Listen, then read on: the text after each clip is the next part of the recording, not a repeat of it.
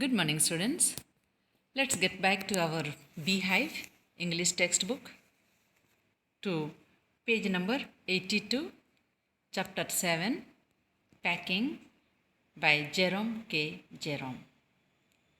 I hope you all have finished the question answers till chapter 6. That means 6 poem, 6 prose plus your uh, 3 chapters, not 3, 2 chapters from your supplementary reading. This minute should be completed in your notebook. Okay? Today let us begin chapter 7, Packing by Jerome K. Jerome. Something about the author. Jerome K. Jerome is a British writer best known for his comic novels. Comic novels means something, he was a comedian. Okay, just something will make you to laugh. Opposite of tragedy is comedy. So something about like a comedian he was. Okay. His most famous and enduring work is Three Men in a Boat. That is his famous work. He became famous with this.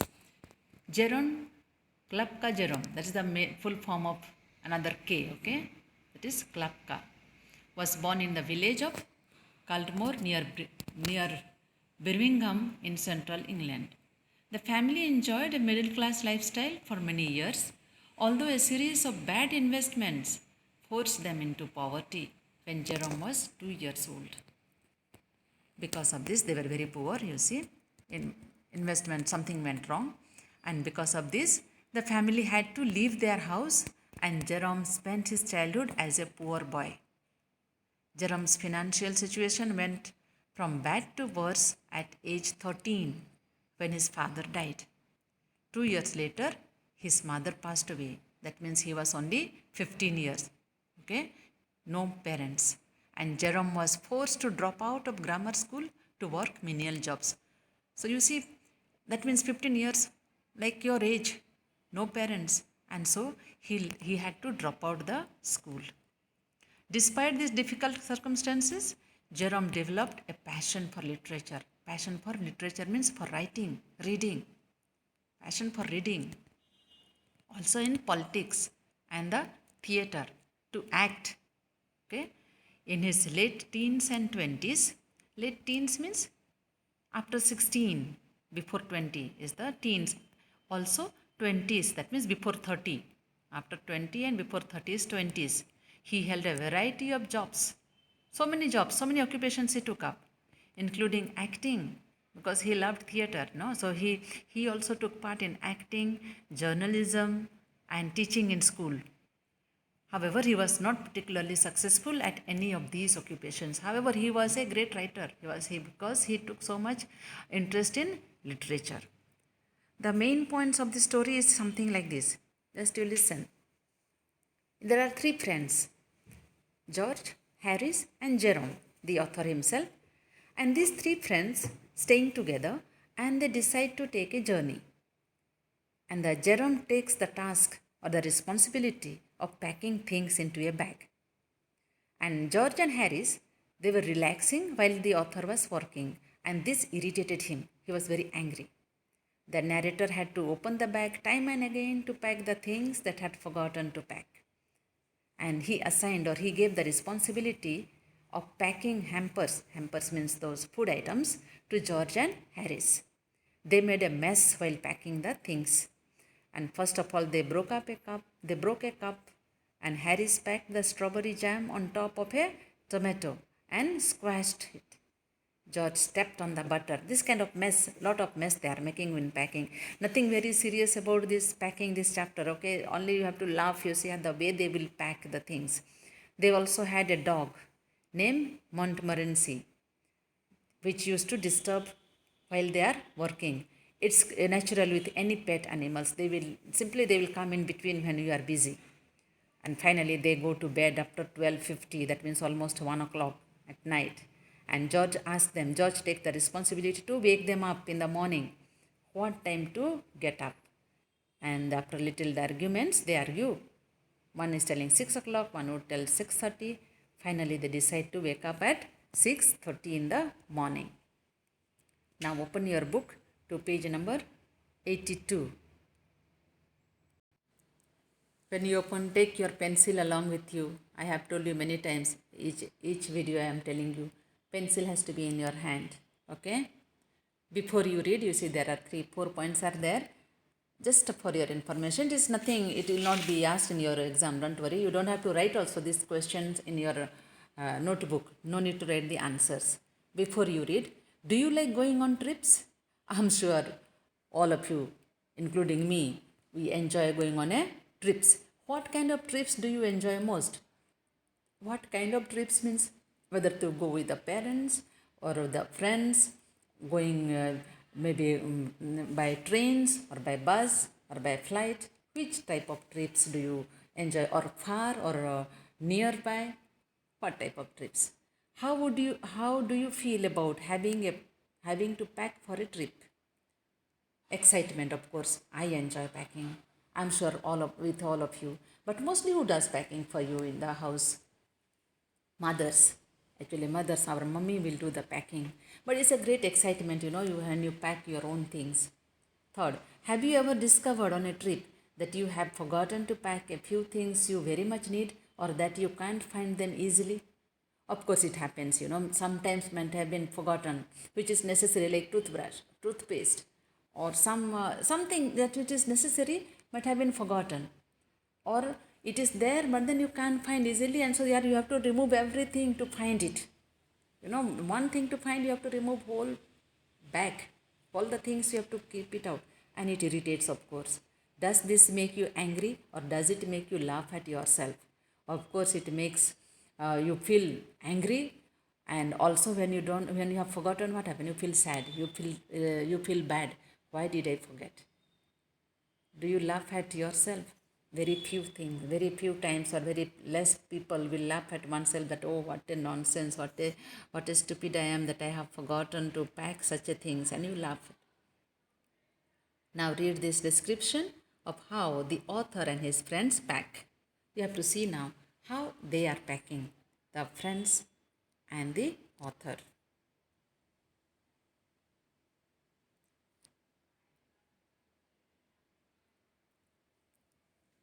See there, first one. I said I would pack. I apostrophe D is I would. And but then you have to read what? I would. Okay. I said I would pack. Who is this I here? I is the author, Jerome K. Jerome. Okay. I rather pride myself on my packing. Packing is one of those many things that I feel I know more about than any other person living. It surprises me myself sometimes how many such things are there. I impressed the fact upon George and Harris and told them that they had better leave the whole matter entirely to me. They fell into the suggestion with a readiness that had something uncanny about it. George spread himself over the easy chair and Harris cocked his legs on the table. Very easy. Who takes the responsibility of packing? I tell you, at home usually the mother takes charge of packing, but here naturally 3 friends are staying, and Jerome takes the responsibility, or he volunteers to pack. He's telling, I will do myself packing.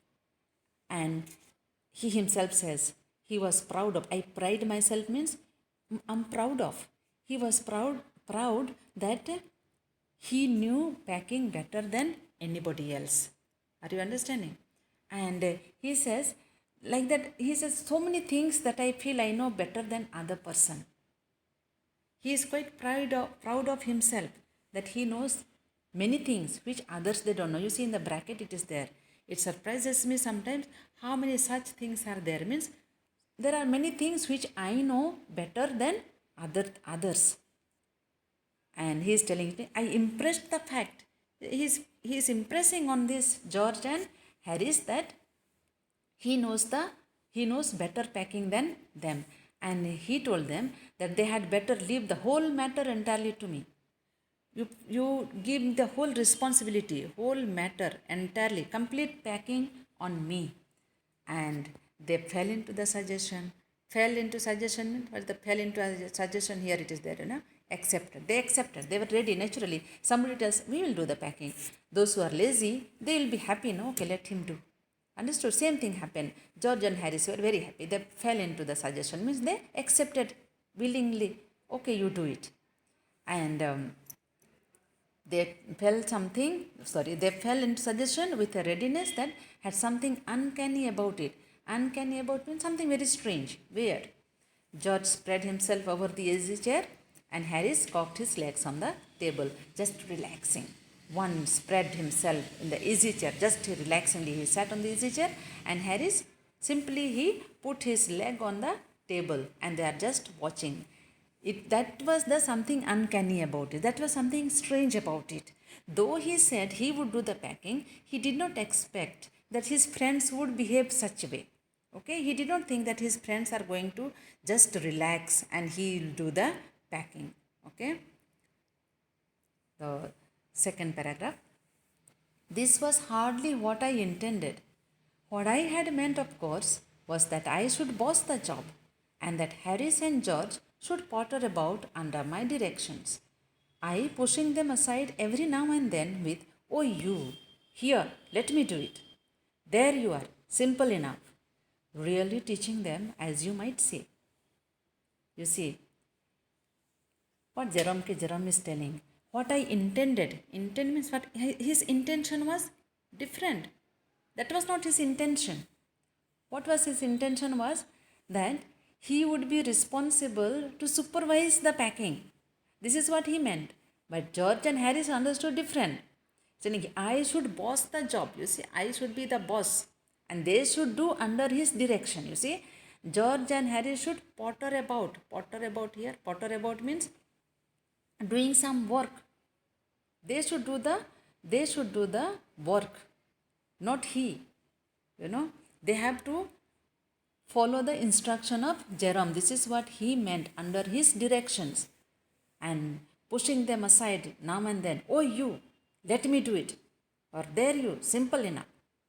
Really teaching them as you might. This is what he intended, that he would teach them how to pack. However, it did not happen.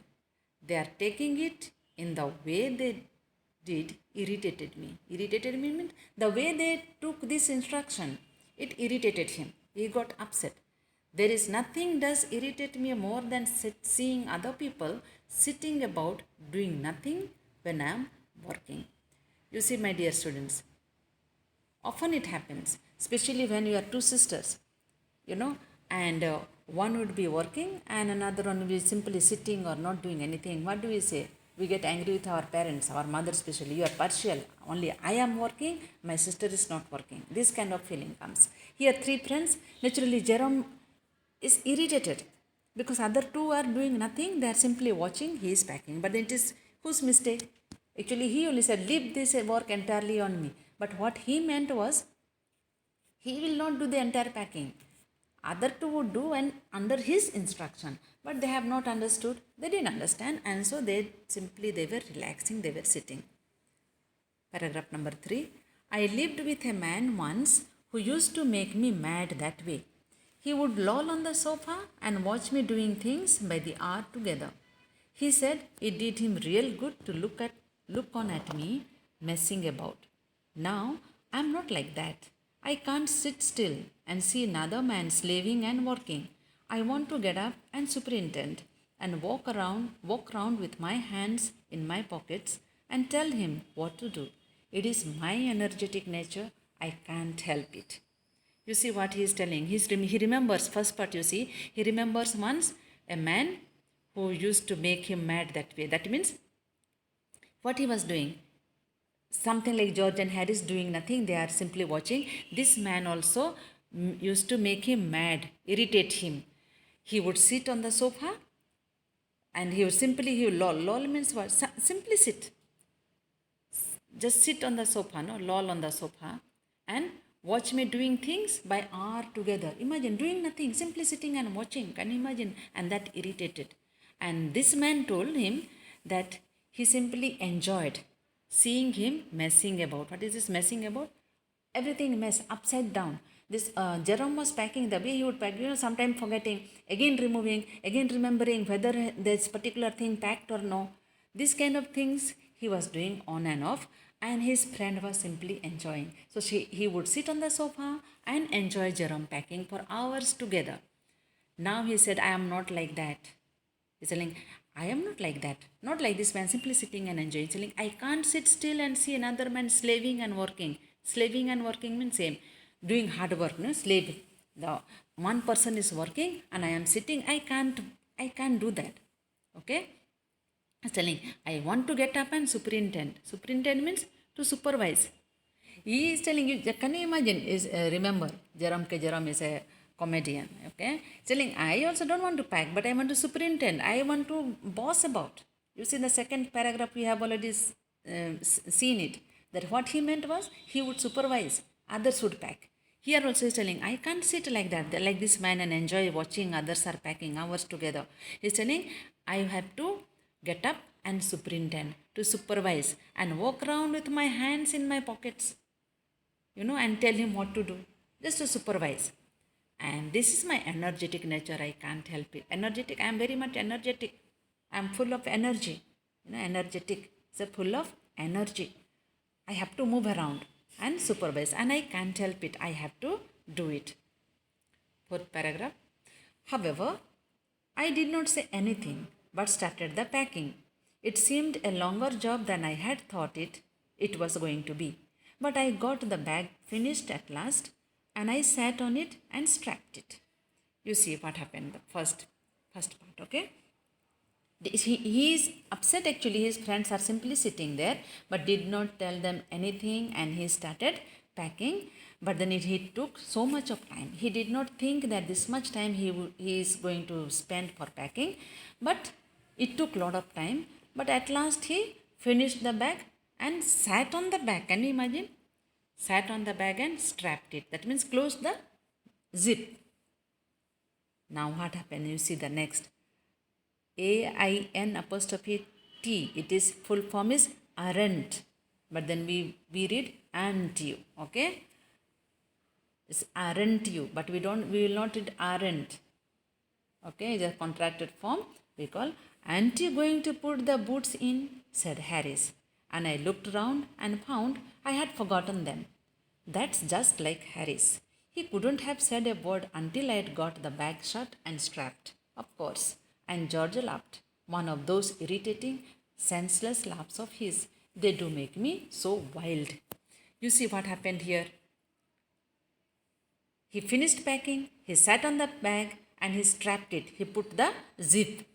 And then Harris is telling you, remember, they are watching on the sofa, sitting and watching him what he was packing. And when he finished, that time Harris is telling, you see, aren't you going to put the boots in? You are not going to put the boots inside? And he realized, he looked around and he found that he had forgotten them to put inside. And he's telling, Harris couldn't have said a word before putting the zip, you see. That was Harris. He would do like that only. And you see, and when he said, Harris saying like that, what is happening to George? George started laughing, and he says one of those irritating, senseless laughs of his, and that made me so wild. He became very, very angry. This is what happened to Jerome K. Jerome. This is the first time he is opening. You remember, keep it in mind. In the fourth paragraph, first time we are coming across that he thinks that he has finished packing. And he put the zip, he strapped it. And then he has to again open to keep the boots in. You have to see there how many times he will do this. Okay, one more paragraph we will do and stop. Fifth. I opened the bag and packed the boots in. And then, just as I was going to close it, a horrible idea occurred to me. Had I packed my toothbrush? I don't know how it is, but I never do know whether I have packed my toothbrush. You see, this is the first time, okay, he opened the bag and packed the boots in, okay. I told you to remember how many times he will open and close. And then, when he was about to close it, Horrible idea occurred, he is telling. That means he is trying to recall. Horrible idea occurred. What is this horrible idea? He is telling, had I packed my toothbrush? He is trying to recall whether I had put my toothbrush. Don't know. He was not sure. Okay? And therefore, you see what he's telling. My toothbrush is a thing that haunts me when I am traveling. Haunts me means it gives him trouble. Then go on thinking whether I have packed or not. Whether I have packed or not. Are you understanding? This is called haunting and makes my life a misery. His life becomes a misery means miserable. He feels himself miserable. I dreamed that I haven't packed it and woke up in a cold perspiration and get out of bed and hunt for it. Hunt for it means to search for it. This is what he does. And in the morning, I pack it before I have used it and have to unpack again to get it. And it is always the last thing I turn out of the bag, and then I repack and forget it and have to rush upstairs for it at the last moment and carry it to the railway station wrapped up in my pocket handkerchief. Are you understanding what he is trying to tell? It's a misery. He is telling it's the toothbrush is the thing always he forgets, or he will do something very something ups and down. You see. So what he does usually, not this time he is not doing this, but usually what he does, he would dream at night that he had forgotten to pack the toothbrush, and so he would get up in the night, the cold perspiration, with the nervousness, and he will get out of the bed and he will search for it, and up in the morning he would pack it before using. In the morning he has to brush, no, but then before brushing only he would pack it. He would pack it, and then after that what he would do? Again he has to unpack, unpacking, opposite of packing, unpacking. Okay, he would open it again to get it, and it's always the last thing he would turn out of the bag. So again he has to remove it, and then I repack and forget it. Repack, unpack, repack, pack. Remember that. Unpack is to open and again repack. Again he is packing it and have to rush upstairs for at the last moment and carry it to the railway station wrapped up in my pocket handkerchief. Can you imagine? The last minute there is no time. And so what he would do? He would go back and come down and wrapping in his handkerchief, he would run to the railway station. This is what he was doing. This was his daily, whenever they were going out, whenever they were going on their trip. Okay, up to 5th paragraph, read and come. Okay, thank you students, have a nice day.